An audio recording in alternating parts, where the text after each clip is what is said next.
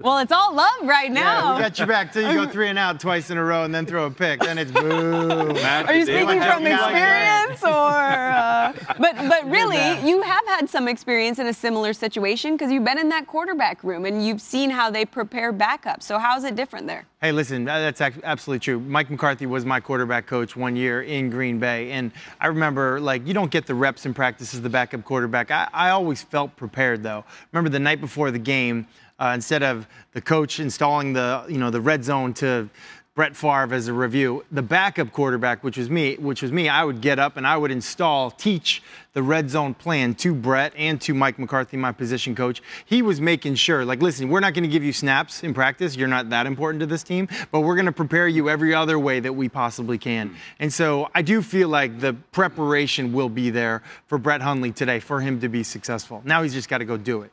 Yeah, that's the easy part. Randy, for you, you've been in a similar situation when the Patriots had to replace Tom Brady and Matt Castle came in. Well, that was in 2008, and I just remember in the offseason, and I said this last week, where Tom was off doing whatever he was doing, and Matt Castle was the quarterback in Foxborough, that when I would go in, he would throw and try to get some timing in the offseason. So what I'm looking for, I said it, the timing for the wide receivers and Hundley, they've been working on that.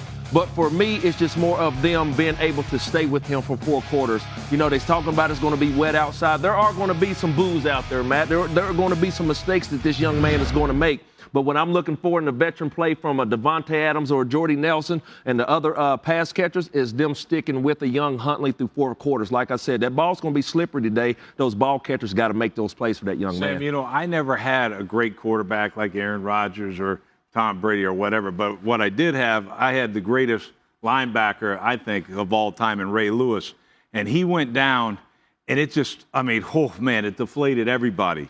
And so you walk into that meeting room, and here's what's going to happen. You know, you're like, all right, hey, guys, you know, first off, here's what we got to do. First, you know, guys, put your hand up as high as you can. Are we doing it right now? Raise your hand as high as you can, right? That's as high as you can, right? Okay. Just give me a little bit more. Go ahead. Try to do it. A little bit more. Okay, you see that? You went a little bit higher, right? Don't listen to those voices that'll keep you down, that we can't do this. You gotta block it out. Every single person can do a little bit more, and that's what we had to do. And now, you know, go light a candle, go do whatever you got to do. But, man, are you upset as a coach? But you got to find a way. And that's a little trick that you do because, like, no, we can do more. Every single player can do a little bit more. And that's all Green Bay has to do. Every single guy's got to do just a tad bit more, and they can replace Aaron Rodgers. It was the opposite of what they did last week when he went down in the game. Everyone did a little bit less. No, but that's I put mine up high as I could the first time. That's what I'm saying. And I got what you're saying, Coach. And now, that's all you got to do. I get it. I did wrong for it. Because at first, because when you go in, the first thing happens, oh, man, you deflated his team. Now you're like, all this and this. But when you come back, you got to find a way to say, hey, guys, we can still get this done, but just find a little bit more. And that's a little trick that you learn, you know, through 30 years of coaching, I guess. Y'all heard my man on there getting ready to make the cheese. I think it was him. And the first thing that came out of his mouth is now we're going to see what our team is made of. Right. You know, so they're going to be able to see, you know, Coach McCarthy. You're going to have to coach, and all those other players around there, Matthews and the veterans that they really lean on, other than Aaron, to really, you know, pick the team up, the morale of the team. It's going to be interesting. Yeah, but they might figure out that they have a running game, too. Like, they might actually call more runs and figure out, hey, we got some runners on this team. But, Charles, as a defensive player, isn't that what you're expecting? Are you expecting them to put all the pressure on your Ty Montgomerys? I mean, I think they're only, right now, averaging around 88 yards a game rushing. I mean, they're doing very little. So do you know that as a defender enough to take some chances defensively? Well, first off, shout out to Rick's Tattoos. I got plenty of my tattoos from Rick's. He was in the segment. Oh, okay. Before Just a shout out there. You got a few, right? Yeah, that's right. Matt is all tatted. No, I don't. I don't expect them to just hand the ball off and see what the running game is about. I think they have the confidence in Brett Hundley that he can go out there and run this offense the way that they need him to run it. Look, the guy has all the talent in the world. As I mentioned earlier, at UCLA, he holds the record for the most touchdowns. So he's doing something right. He knows how to maneuver around that pocket. And the thing I feel is that he knows his receivers. He knows Devontae Adams is quick off the ball. That's the guy you want to get the ball to quick. He knows that Jordy Nelson is his long speed guy, so that's where your play action comes into play. And then Randall Cobb, he's the intermediate guy, so he's the guy that works the middle of the field.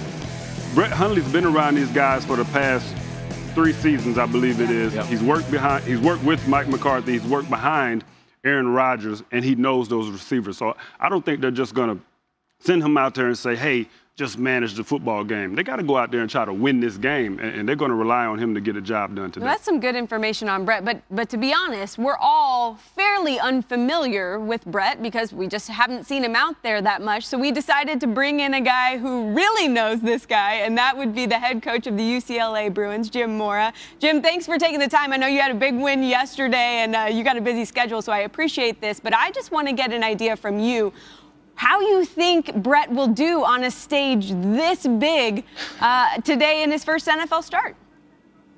I think he's going to do fine. You know, I've listened to all your commentary, and I'll tell you this about Brett. He will be prepared. He'll be poised. He'll play with confidence. He'll cut it loose and go. You know, you talk about a young man who's been in a meeting room with Mike McCarthy and Aaron Rodgers now for 2.5 years. I promise you, no one will be as prepared as he is and ready to go out and perform. And you know, he's a confident young man, and he's talented. He's big. He's strong. He's physical. He can run. He can sling it. And I think we're gonna be very surprised at how well he plays. Coach, in terms of personality, I mean, everybody knows so much about Aaron Rodgers. We know very little about kind of what makes Brett tick. You were around him for so long. What's he like just as a guy?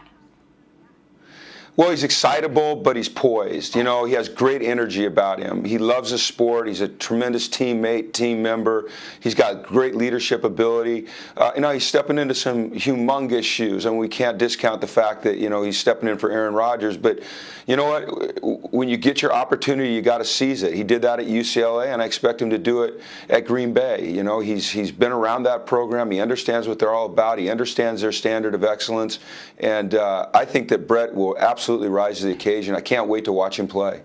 I think we're all excited to see it. I think one of the knocks usually, or the question marks about guys in this position is, will the moment be too big? And so I was thinking back on his college career at UCLA, and I think I remember, and you tell me if I'm wrong, his first play ever, a 70-something yard run for a touchdown. Yep. Is that right?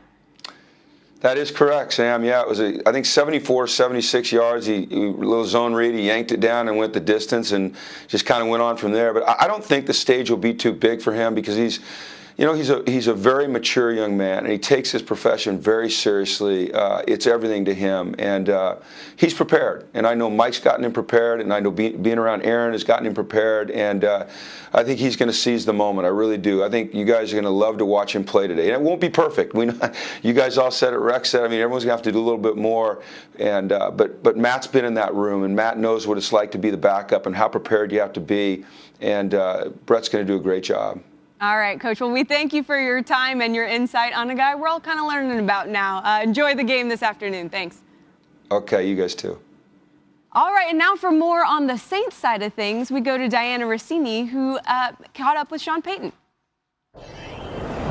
Thanks, Sam. I'm here with Saints head coach Sean Payton. Coach, no Aaron Rodgers this week. Brett Hundley, you have to prepare for. So what sort of threat does he cause your defense this week?